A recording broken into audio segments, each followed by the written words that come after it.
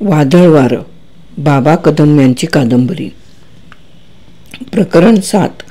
वार्षिक परीक्षा अवघी 2 महिन्यांवर येऊन ठेपली. सकाळच्या पीटीच्या आणि संध्याकाळच्या स्पोर्ट्सच्या वेळेतही कपात करण्यात आली. मुलं स्टडी रूममध्ये तासनतास एकाग्रतेने अभ्यास करू लागली. पण किशोरनं पुस्तक उघडलं की डोळ्यांसमोर कांचन दिसू लागे. टेबल टेनिस खेळायला कांचन पॅव्हिलियनवर रोज संध्याकाळी ये. मुलांत सर्व खेळांत जसा किशोर प्रवीण होता तशी कांचन मुलीत. पांढरी पॅन्ट आणि टी शर्ट घालून कांचन टेबल टेनिस खेळायला ये. पांढऱ्या बुटावरचे पांढरे मोजे ती दुमडत असे आणि त्यामुळे तिच्या गोऱ्या पानपिंढऱ्या कशा घोटीव दिसत. कांचन तारुण्याच्या उंबरठ्यावर उभी होती. तंग टी शर्ट मध्ये तिचे उरोज उठून दिसत. बॉबकट होता. खेळताना लांडोरीप्रमाणे तिची आकर्षक हालचाल व्हायची आणि केस सैरावैरा मोकट सुटायचे. नजर अतिशय सूक्ष्म भिरभिरती. इतर मुलींना बघता बघता ती लवसेट मारायची. तशी ती खिल्लाडूही होती. किशोर सोडून इतर मुलांशी ती खेळायची. मुलानं एखादा चांगला शॉट मारला की चवड्यावर उभं राहून बॅट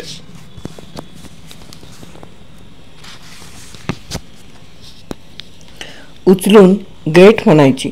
त्या दिवशी सारी मुलं एक दोन गेम्स खेळून परतली. कांचनला मनसोक्त खेळायला जोडीदार नव्हता. इतक्यात किशोरच आला.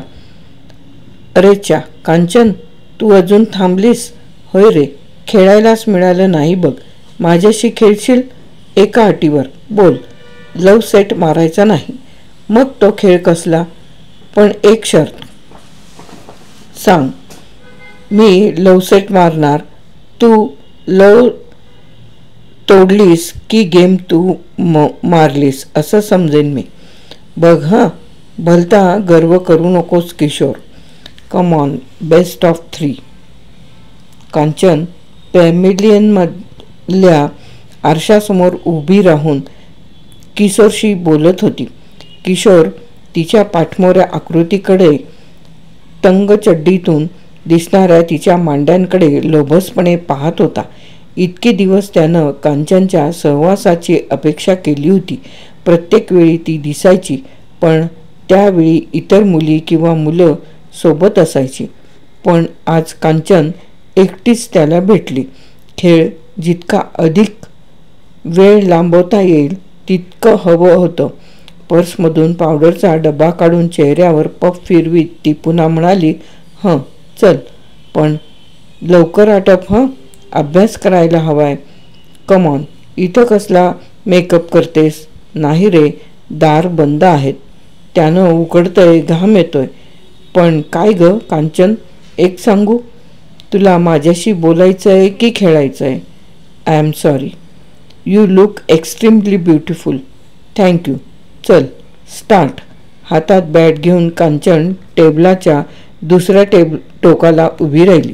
पण किशोर सर्व्हिस करीना. तो तसाच हातात बॉल घेऊन उभारला. तुला खेळायचं आहे की नाही? चालले बघ मी. I am sorry. किशोरनं सर्व्हिस केली. कांचननं ती कौशल्याने परतवली. किशोर शॉट्स मारत होता आणि कांचन ते परतवत होती. खेळताना किशोरला एक प्रसंग आठवला. कांचन नाकात चमकी घालायची हिऱ्याची. एकदा झालं काय, मुलं मुली सुट्टीच्या दिवशी दुपारीच खेळायला जमली. कांचन वेताच्या खुर्चीवर बसली आणि त्याचवेळी पॅव्हिलियनच्या भिंतीवर असंग सप्तरंगी तारका अचानक चमचम करू लागल्या. मुलींना कळेना असं कशाने घडलं. एका मुलीचं लक्ष गेलं कांचनकडे.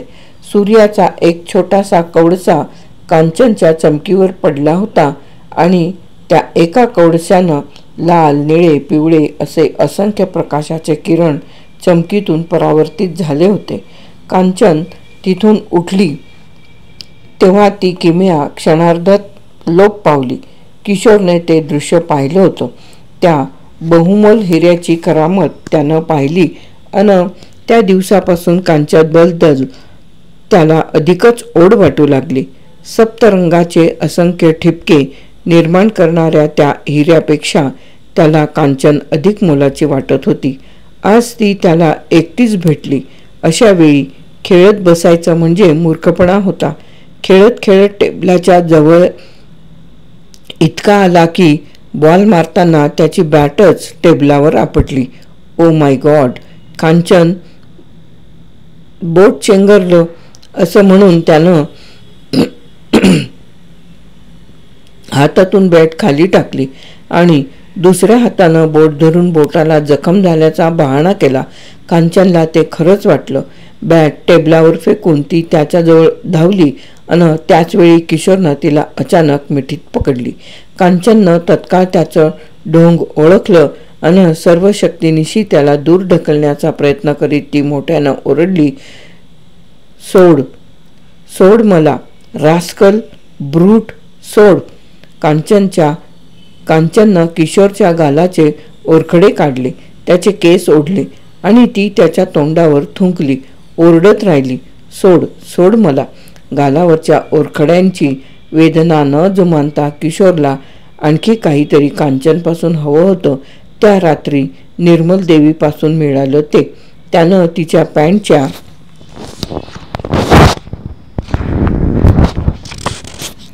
बेल्टला हात घातला तेव्हा पॅव्हलियनचा शिपाई हसमुख दार ढकलून धावत आला. त्याला पाहताच किशोरच्या पकडीतून कांचन सुटली. हसमुखच्या मागे उभी राहून ती मोठ्यानं रडू लागली. हसमुखनं सारा प्रकार ओळखला. बाबूजी, आपने ये क्या किया? पण किशोर एक अवाक्षर देखील न बोलता तेथून निघाला. तो तडक हॉस्टेलवरच्या आपल्या खोलीवर आला. कांचननं असं का केलं? आता ती काय करील? शर्माजींना सांगेल काय? हसमुखनं ते पाहिलं. तो निश्चितच बोंबाबोंब करणार. आता काय होणार? खरंच आपलं चुकलं. कांचनची माफी मागायला हवी. आपलाच डाव आपल्यावर उलटला. आता शरणागतीशिवाय मार्ग उरला नाही. सरळ जाऊन कांचनची माफी मागावी. तो दारात आला. तो समोर नारायण शर्मा उभे. लाज नाही वाटली तसं करताना? सर, चुकलं माझं, क्षमा करा. चटकन किशोर बोलून गेला. कुणी शिकवलं तुला हे? कुणी नाही. खोटं बोलतोस? बाईंनीच तुला हे धडे दिलेत? मुळीच नाही.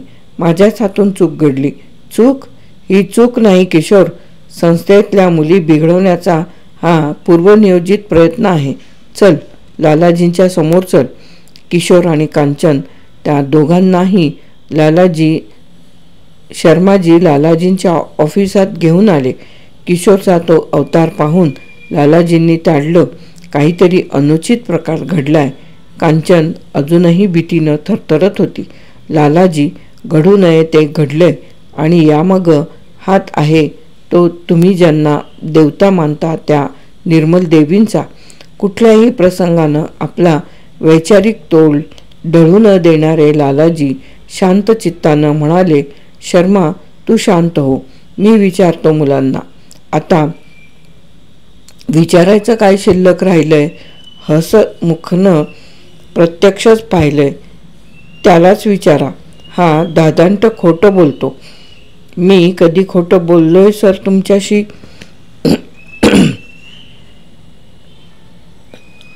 गुलाबाच्या फुलाचं प्रकरण विसरलास? आता सारं सारं चव्हाट्यावर आणणार आहे मी, लक्षात ठेव. शर्मा, तू कृपा करून बाहेर जा. मी विचारतो म्हटलं ना दोघांना. विचारा.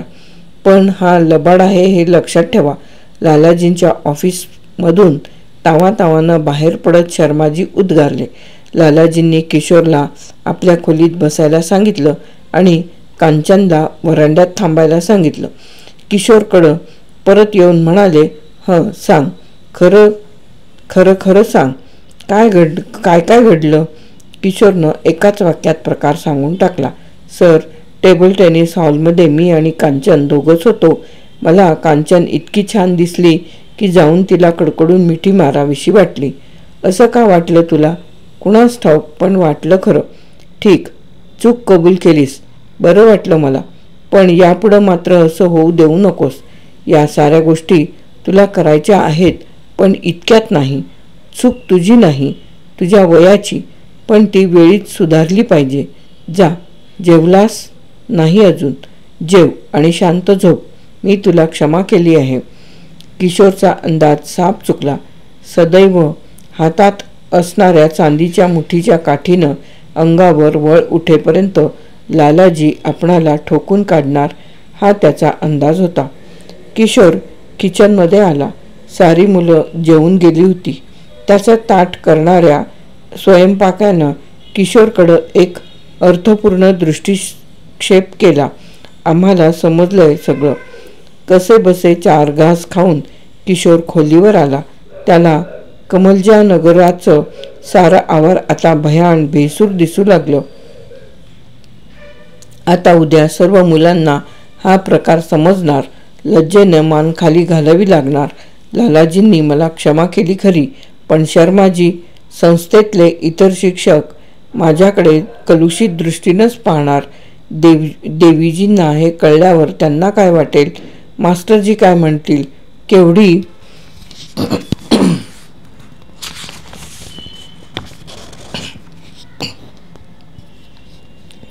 घोडचूक घडली माझ्या हातून. आता याला प्रायश्चित्त कोणतं? लालाजींनी कांचनला काहीच विचारलं नाही. ते तिच्या पाठीवर प्रेमानं हात फिरवून म्हणाले, बेटा कांचन, यापुढं एकटी खेळायला जाऊ नकोस. तुझं वय आता तुला लक्षात घ्यायला हवं. झालं गेलं विसरून जा. घडली गोष्ट कुणालाही सांगू नकोस. लालाजींनी प्रकरणावर पांघडून घालण्याचा प्रयत्न केला खरा, पण शर्माजीला हे मुळीच पसंत पडलं नाही. किशोरच्या या प्रकरणात निर्मल देवींना बदनाम करण्याची संधी सोडायला त्यांचं मन राजी नव्हतं. संस्थेच्या सर्व शिक्षकांत त्यांनी या प्रकारची वाच्यता केली. खुद्द मास्टरजींना देखील सांगितलं. मास्टरजी हसले आणि म्हणाले, the age have to be blamed at not Kishore or Kanchan. अहो, पण इतकी साधीसुधी घटना नाही ही. I know that. पण हा निसर्ग आहे, तारुण्य आहे, घडायचंच. विशेष काय आहे त्यात? विशेष काही नाही मास्टरजी. संस्थेच्या इब्रतीचा आणि इज्जतीचा प्रश्न आहे हा. Forget it. पण याला जबाबदार कोण आहे? आहे ठाऊक? कोण? तुमच्या पत्नी निर्मल देवी. तिचा काय संबंध? त्यांनीच दीक्षा दिलीही. I don't believe. अहो, तुम्ही डोळे असून आंधळे आहात. त्याला घेऊन फिरायला जातात. तासनतास टँकवर जाऊन साडीनं त्यांचे केस पुसतात आणि याच्याही पुढं म्हणाल तर त्यांच्या डोकीतलं लांबसडक केस अडकलेलं हे गुलाबाचं फूल चुरगाळलेल्या अवस्थेत मिळालं ते कुठं आहे ठाऊक? कुठं? किशोरच्या कॉटवर. खिशातून कागदाची पुडी काढून त्यांनी उघडली. फूल सुकलं होतं, पण केस अजून तसाच होता. मास्टरजींनी हातातलं पुस्तक बाजूला ठेवून ते फूल अन तो केस न्याहाळला आणि म्हटलं, is it really a truth? By God, I tell you. केव्हाची ही गोष्ट? झाले 15-20 दिवस. मग इतके दिवस का स्वस्थ बसलात? म्हटलं, उगाच आपल्या संस्थेची अब्रू चव्हाट्यावर आणा कशाला. मग आता येणार नाही असं वाटतं? येणारच. किती दिवस आहे दडपून टाकायचं? आज कांचनशी रेप केला असता किशोरनं. I C. शर्माजी, आपण या विषयावर नंतर बोलू. या तुम्ही आता. मला रात्रीतून खूप वाचायचं आहे.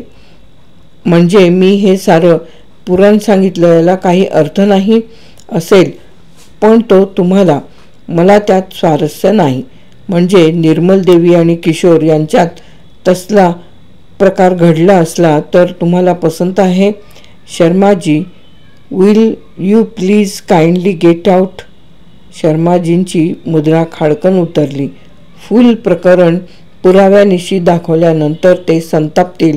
निर्मल देवींना बोलावून त्यांना जाब विचारतील ही आशा फोल ठरली. साला पुस्तकी किडा आहे नुसता, असं म्हणून शर्माजींनी आपल्या क्वार्टरचा रस्ता सुधारला. लालाजींनी ती बाब क्षुल्लक मानली. मास्टरजींनी धुडकावून लावलं तेव्हा मात्र शर्माजी अधिकच संतप्त झाले. संस्थेच्या सदस्यांना त्यांनी झाल्या प्रकाराबद्दल निनामी पत्र धाडली आणि त्यात म्हटलं, किशोरला संस्थेत राहू देणं धोक्याचं आहे हे तुम्ही सुज्ञ लोकांनी लालाजींना पटवून देणं अगत्याचं आहे. सदस्यांची लालाजींना पत्र आली. शेवटी लालाजींनी सर्व सदस्यांना किशोरनं क्षमा मागितल्याचं प्रकरण पुन्हा वाढू न देण्याच्या त्यांच्या स्वतःच्या धोरणाला पाठिंबा व्यक्त करण्यासाठी पाचारण केलं.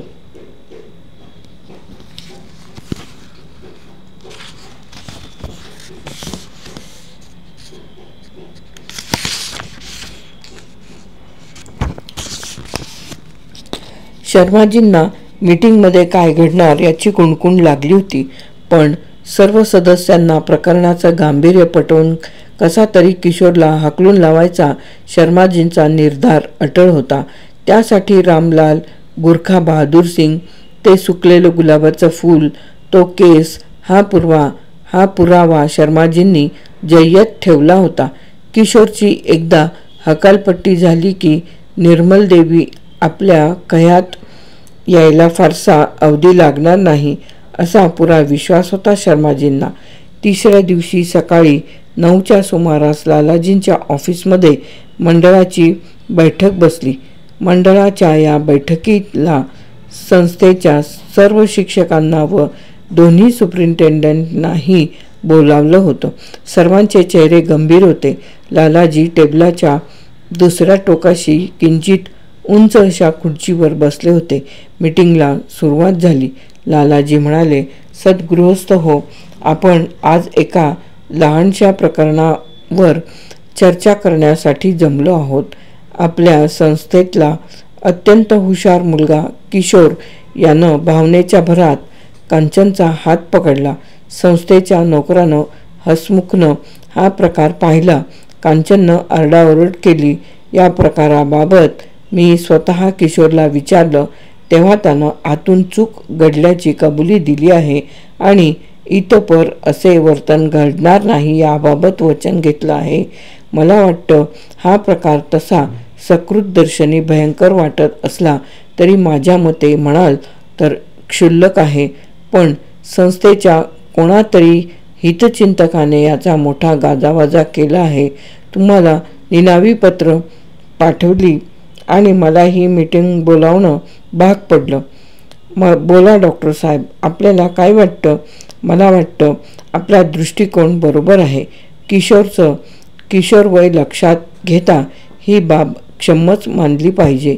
सर्वांकडं पाहत डॉक्टर कन्हैयालाल म्हणाले, आपणाला काय वाटतं वकील साहेब?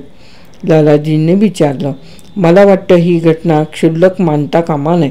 किशोरच्या या कृतीचा इतर मुलांच्या मनावर खोलवर परिणाम होणार आहे. शिवाय पालकांच्या, विशेषतः मुलींच्या पालकांच्या कानावर या घटना गेल्या तर त्यांची मनस्थिती काय होईल याचाही विचार होणं अत्यावश्यक आहे. कायदेपंडित वेदपाल चोप्रांची अभिप्राय दिला. आपणाला काय वाटतं? लालाजींनी चंदन सिंगला विचारलं. मला वाटतं आपला आणि डॉक्टर साहेबांचा दृष्टिकोन बरोबर आहे. शर्माजींची मुद्रा काळवंडली.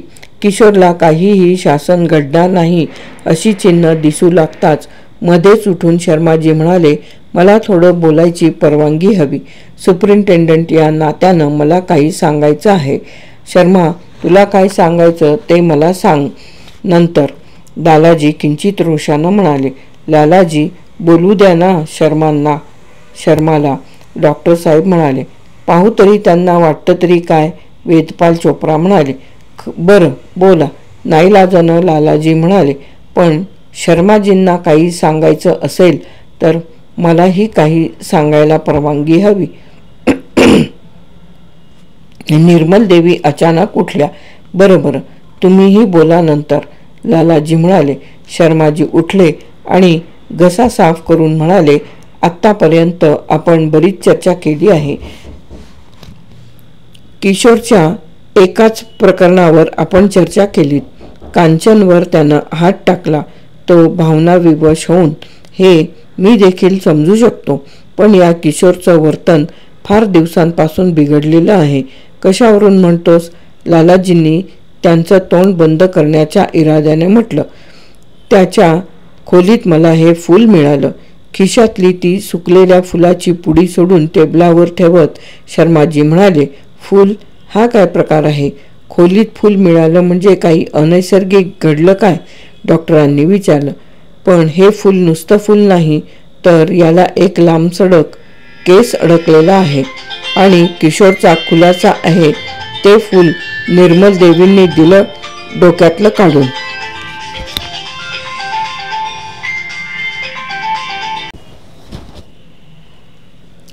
त्याच्या खोलीत वादळ वारं, बाबा कदम यांची कादंबरी, प्रकरण 7.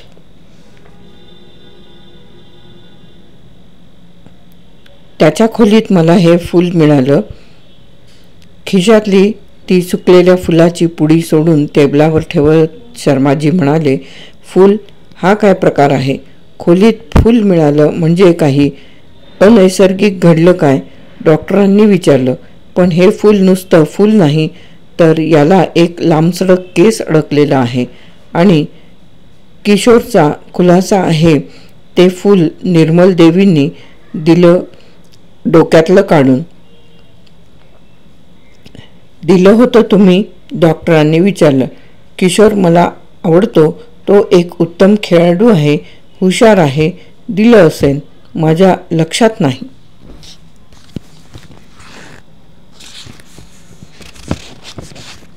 फूल दिलं ठीक. त्याला 2-2 तास नदी किनाऱ्यानं फिरायला कुठं घेऊन जात होता आणि तोही प्रकृती बरी नसल्याच्या खोट्या सबबी सांगून इतर मुलांसोबत सिनेमाला यायचं टाळत होता. ही बाब आपणा सर्वांना वाटते तितकी दुर्लक्षणीय खासच नाही. गंभीररित्या या प्रकरणाचा विचार होणं आवश्यक आहे. आता मात्र लालाजींच्या म्हणण्याला दुजोरा देणाऱ्या डॉक्टर साहेबांची चर्या ही किंचित गंभीर झाली. सर्वांचे डोळे संशयानं निर्मल देवीवर केंद्रित झाले. डोक्यावरून ओघळणारा पदर सावरून त्या उठून उभ्या राहिल्या अन म्हणाल्या, शर्माजींना कांचनच्या प्रकरणी चर्चा करण्यासाठी आपण इथं जमलो आहोत याचं विस्मरण झालेलं दिसतंय. आज त्यांनी काही नवीन घटना संचालक मंडळाच्या निदर्शनाला आणल्या आहेत आणि त्यात मला देखील गोवण्याचा त्यांनी प्रयत्न केला आहे. मुलांच्या हॉस्टेलचे सुपरिंटेंडंट आणि संस्थेचे एक कळकळीचे कार्यकर्ते म्हणून मला त्यांच्याविषयी आदर वाटतो. पण मला असं म्हणायचं आहे की किशोरचं वर्तन बिघडले, संशयास्पद आहे हे त्यांना यापूर्वी कळूनही ते आजपर्यंत स्वस्थ राहिलेच का? म्हणे किशोरला फूल का दिलं? किती क्षुद्र मन आहे यांचं. एखाद्या आवडत्या विद्यार्थ्याला डोक्यातलं फूल शिक्षिकेनं काढून दिलं तर त्यासाठी एवढा गजब कशासाठी? शर्माजी, तुमची दृष्ट कारस्थानं मला इथं चव्हाट्यावर आणायची नाहीत. पण लालाजी, मी एवढंच सांगते, किशोरला जर शासन घडायचं असेल तर मलाही शासन घडावं. पण असं का? वेदपाल चोप्रांनी उलट तपासाच्या आविर्भावात शंका काढली. ते मी सांगू शकत नाही, पण किशोर जर दोषी असेल तर मीही दोषी आहे असं मानावं लागेल. म्हणजे किशोरच्या वाह्यातपणाला तुमचा पाठिंबा होता आणि आहे असंच मानावं लागेल, खवचटपणे शर्माजी म्हणाले. तुम्ही काहीही निष्कर्ष काढू शकता, पण किशोरला कसलंच शासन घडता कामा नये. तो निष्पाप आहे, निरपराधी आहे. लालाजी चंदनसिंग मध्येच उठून म्हणाले, आम्हाला मगाशी ही बाब जितकी क्षुल्लक वाटली तितकी दिसत नाही. खुद्द संस्थेच्या जबाबदार शिक्षिका आणि लेडी सुपरिंटेंडंट या प्रकरणी किशोरची बाजू इतक्या अट्टहासानं मांडत आहेत तेव्हा आम्हाला निराळीत शंका येते आहे. उद्या संस्थेला काळिमा लागेल अशी कोणतीही घटना घडता कामा नये. त्यासाठी किशोरला संस्थेतून काढून टाकावं हे बरं. काय वेदपालजी, मीही तेच म्हणतोय. आता पहा ना, त्या मुलीच्या प्रकरणाची चर्चा करताना हे नवीनच प्रकरण आपल्या निदर्शनाला येत आहे. खरं असो वा खोटं, पण जनतेत गैरसमज पसरायला विलंब नाही लागणार. त्यापेक्षा एका विद्यार्थ्याला घरी पाठवणं सर्वांच्याच दृष्टीनं हिताचं ठरेल. लालाजींना अतीव दुःख झालं. प्रथम लालाजींच्या दृष्टिकोनाशी सहमत असणारे सदस्य देखील किशोरला संस्थेतून काढून टाकावं असा सूर धरू लागले. बरं, त्या सर्वांवर आपलं मत अट्टहासानं लादणं गैर दिसणार होतं. बऱ्याचशा शिक्षकांना देखील वाईट वाटलं. किशोर त्या सर्वांचाच लाडका विद्यार्थी होता, पण निर्मल देवींशी त्याचं काहीतरी गूढ नातं असावं अशी त्यांनाही दाट शंका येऊ लागली. शेवटी संस्थेचे शिक्षक आणि संचालक यांनी मतदान करून निर्णय घ्यावा असं ठरलं. किशोरला संस्थेत राहू द्यायचं की घालवून द्यायचं? निर्मल देवींनी सर्वांच्या चेहऱ्याकडे पाहिलं, पण निश्चित मतदान काय होणार याचा अंदाज लागेना. शेवटी त्या उठून सदस्यांना म्हणाल्या, सद्गृहस्थ हो, एका तरुण उमद्या मुलाच्या आयुष्याचा प्रश्न आहे. आपण मतदान खुशाल करा, पण या महत्त्वाच्या प्रश्नावर आपण एक दिवस विचार करावा आणि उद्या मतदान करावं अशी माझी नम्र विनंती आहे.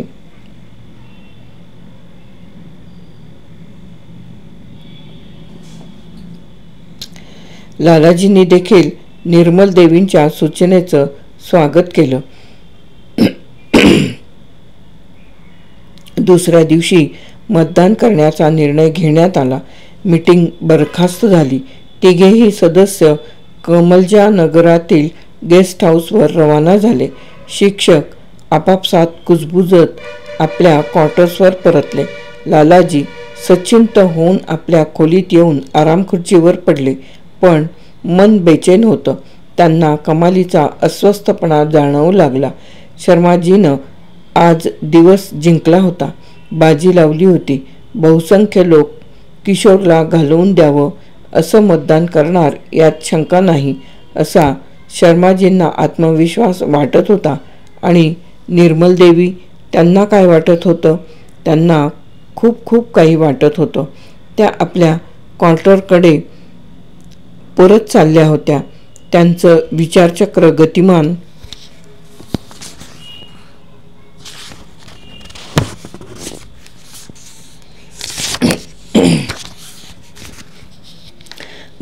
झालं होतं. किशोरने कांचनवर हात टाकला. याला जबाबदार मीच त्याला त्या दिवशी त्याच्या पौरुषत्वाची जाणीव करून दिली. स्त्री संग काय हे त्याला त्या दिवसापर्यंत ठाऊक नव्हतं. मी अतृप्त होते. माझ्या स्वार्थासाठीच मी त्याला ते ज्ञान दिलं नव्हे, जवळजवळ मीच त्याच्याशी जबरी संभोग केला आणि त्या दिवसापासून मी त्याला टाळते आहे. मला पुरा पश्चाताप झालाय. आतून घडलं ते इष्ट नाही असं वाटू लागलंय. किशोरला ती चटक लावली मीच, म्हणूनच त्यानं कांचनशी समागमाची इच्छा धरली. वाघाच्या तोंडाला रक्त लागावं तशी झालीये किशोरची परिस्थिती. पण आता त्याला संस्थेतून काढून टाकायचं चिन्ह दिसतंय. एका उमद्या निष्पाप तरुणाचं चारित्र्य कलंकित होतंय. इथून तो कुठेही गेला तरी जग किशोरकडं बोट दाखवेल. ललितपूरला वाह्यातपणा केला म्हणून हाकलून लावलेला आज तो किशोर. किती प्रयासानं किशोरच्या वडिलांनी त्याला इथं प्रवेश मिळवून दिला. लालाजींच्या किशोरबद्दलच्या अपेक्षा किती उंचावल्या होत्या आणि आता मान खाली घालून त्याला वावरावं लागेल. दुसऱ्या शिक्षण संस्थेत प्रवेश मिळेल की नाही कोणास ठाऊक. प्रत्येक ठिकाणी अशी मानहानी सहन करून घेणारा असा किशोर नाही. तो स्वाभिमानी आहे. कदाचित असं अपमानित जीवन जगण्यापेक्षा तो आत्मघाताचा अवलंब करणार नाही. कशावरून? नाही, मी किशोरला मरू देणार नाही. त्याच्यासाठी मला कोणताही त्याग करावा लागला तरी, माझे प्राण गेले तरी हरकत नाही, पण किशोर वाचला पाहिजे. त्याचं भवितव्य उज्ज्वल ठरलं पाहिजे. किशोर, माझ्या क्षणिक सुखासाठी मी तुझा बळी पडू देणार नाही. किशोर, यातून मार्ग आहे. जिथं तीव्र इच्छा आहे तिथं मार्गही आहेच, थोडा आडवळणाचा आहे, असे नका. चालेल. किशोर आपल्या खोलीत उद्विग्नता दाटलेल्या चेहऱ्यानं कॉटवर पडून होता. संचालक मंडळाची प्रदीर्घ मीटिंग आपल्यासाठीच बोलावली गेली आहे याची त्याला जाणीव होती. आता यातून काय निर्माण होणार आहे हे त्याला समजत नव्हतं, कल्पना करता येत नव्हती. उंच घड्याळाचा टॉवर समोर दिसत होता. टॉवरवर चढून जमिनीवर सूर मारला तर काय होईल? संचालक मंडळाला उद्या मतदान करण्याची देखील पाळी येणार नाही. सर्वांचीच सुटका होईल. पण माझे बाबा, त्यांना कळल्यावर काय वाटेल? केवढ्या हौसेनं त्यांनी मला इथं घातलं. मी आत्महत्या केल्याची तार त्यांच्या हातात पडली तर काय वाटेल त्यांना? किशोर जेवायला देखील गेला नाही. तसाच कॉटवर पडून होता. जेवणाची वासना नव्हती. बर, काहीतरी 4 घास खावे म्हटलं तर संस्थेतली सारी मुलं एखाद्या संसर्गजन्य रोग्याप्रमाणे त्याच्यापासून 4 हात दूर पडत होती. सर्कशीतल्या जनावराकडे पाहतात तसं कुतूहलानं त्याच्याकडे पाहत होती. त्यापेक्षा न जेवलेलंच बरं असा निर्णय घेऊन किशोर ग्लासभर पाणी पिऊन पडून राहिला. तो का जेवला नाही याची चौकशी करायला शर्माजी आज मुळीच येणार नव्हते. त्याला संस्थेतून हाकलून देण्यासाठी कसोशीनं प्रयत्न करणारे शर्माजी तो जेवलाय की नाही याची चौकशी करायला येणार थोडेच. रात्रीचे 9 झाले. झोप येणं शक्यच नव्हतं. या कुशीवरून त्या कुशीवर तो फक्त तळमळत होता. त्याला तडफडणारा तो मासा आठवला. त्यावेळी त्याला त्या माशाची दया आली नव्हती. सर्व्हायव्हल ऑफ द फिटेस्ट च्या तत्वानुसार त्यानं त्या तडफडणाऱ्या माशाकडं पाहिलं होतं. पण आज त्याची स्वतःची गत तशीच झाली होती. इतक्यात दारावर थाप पडली. किशोर बाबू, मैं रामलाल हूँ, दरवाजा खोलो. किशोरनं दार उघडून विचारलं. क्यों रामलाल? जोर से बात करो. चलो मेरे साथ.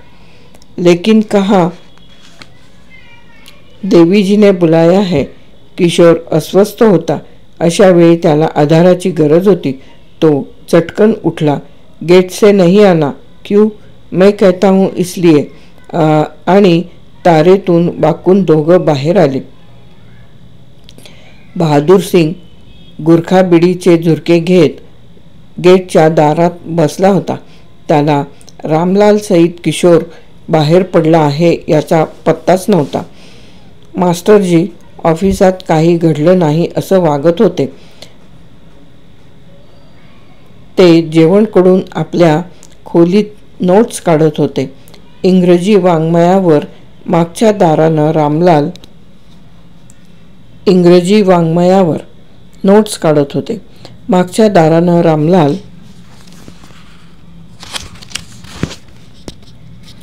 किशोरला घेऊन आला. किशोर, ए रामलाल, तुम जाओ.